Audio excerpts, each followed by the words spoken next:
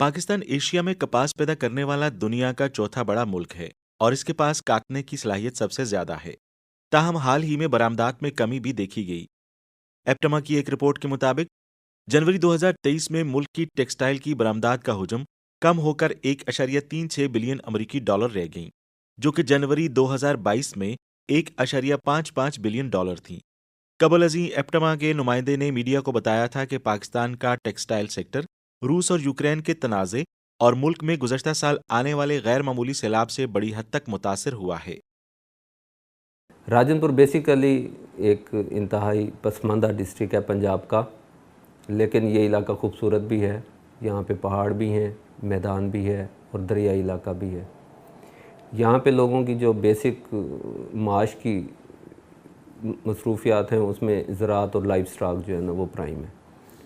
Flood मौसमी है और इस दफ़ा अनएक्सपेक्टेड बारिशें हुई हैं जिनकी वजह से पहाड़ी पानी या रोदकोहियों का पानी उसने आके यहाँ के इंफ्रास्ट्रक्चर को या ज़राअत को डिस्टर्ब किया है। अब जो हमारा राजनपुर का टोटल कल्टीवेटेड एरिया है वो है तकरीबन 4.5 लाख एकड़। उसमें से तकरीबन जो है ना 2 लाख एकड़ रकबा अभी तक मुतासिर हुआ है। इसमें दोनों पानी शामिल हो जाएंगे, इंडस्ट्री वर्क की वजह से भी जो मवाज़ियात डिस्टर्ब हुए हैं वो भी, और मेनली जो हिल टॉरेंट्स हम जिनको बोलते हैं या रोदकोहियों का पानी बोलते हैं उनकी वजह से भी मवाज़ियात। इसमें जो सबसे ज़्यादा प्राइम इफ़ेक्ट तहसील हुई है डिस्ट्रिक्ट राजनपुर की वो जामपुर है। उसके आलमोस्ट जो है ना 70 के करीब मवाज़ियात इस रोदकोही के पानी की वजह से मुतासिर हुए।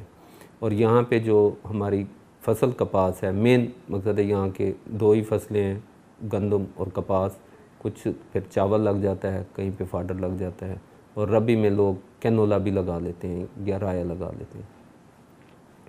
कोई शक नहीं है कि सैलाब के साथ बारिशें, पक्का इलाका है, वाटर होल्डिंग कैपेसिटी कम है, पानी की वजह से फसल को नुकसान पहुंचा है। इसमें 70% डैमेज फसल कपास का हुआ है। फसलों का बेहद नुकसान हुआ है। इस दफ़ा जो बारिशें हुई हैं ना सर, वो हद से ज़्यादा हुई हैं। शुरू में तो जो ना वो दरियाओं का पानी जो था वो कम था, पहले हमें पानी की अशद ज़रूरत थी। इसके बाद बारिशें इतनी हुई हैं कि कपास की फसल तो बिल्कुल डैमेज हो चुकी है। कमान जो है उसमें भी पानी है, अपना वो उसके बचने का भी अपना अंदेशा नहीं है। तवानाई की बुलंद कीमत, आलमी मांग में कमी और पाकिस्तानी रुपए की तेजी से गिरावट समेत मुतअद्दिद अवामिल की वजह से गुज़श्ता 6 माह में टेक्सटाइल और कपड़े की बरामदात में बदतरीन कमी रही है।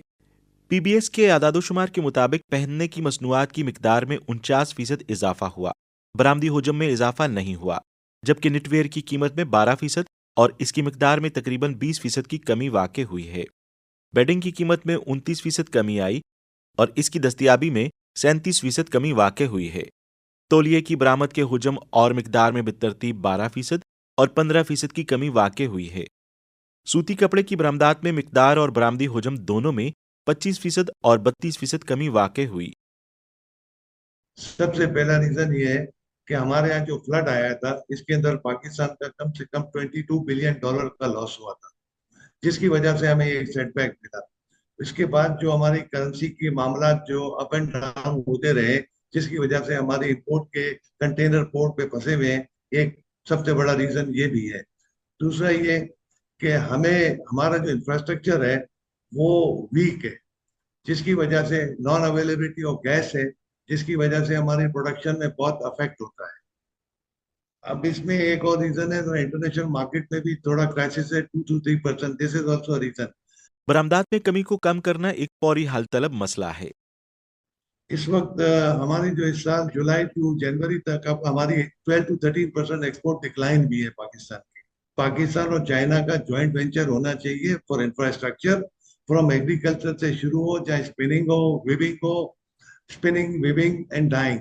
इस प्रोसेस के अंदर ज्वाइंट वेंचर होगा इंटीरियर के अंदर, जहां से कॉस्ट ऑफ डूइंग बिजनेस कम होगी।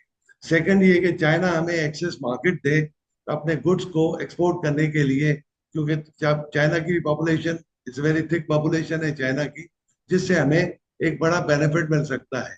ये 2 बड़े रीजन है, और इंफ्रास्ट्रक्चर और Chinese access in the market and joint venture.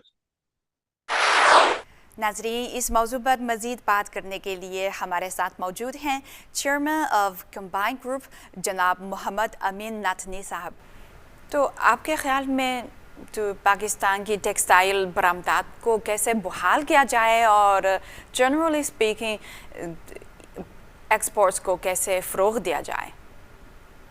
देखिए, उसमें मेजर हमें जो इस वक्त ज़रूरत है वो इस बात की है कि हम चाइना के साथ मिल के क्या चीज़ें हम कर सकते हैं।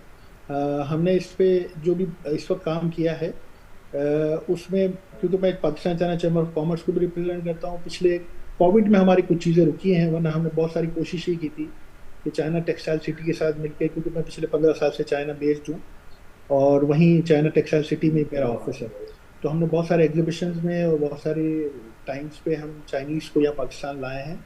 और क्योंकि पाकिस्तान में रॉ मटेरियल की अवेलेबिलिटी है, हम चाहते ये हैं कि जो एडवांसमेंट है, जो हम वैल्यू एडिशन है, उस पर हम जाएँ और उसमें वेंचर्स करके उसको जो है ना ग्रो किया जाए।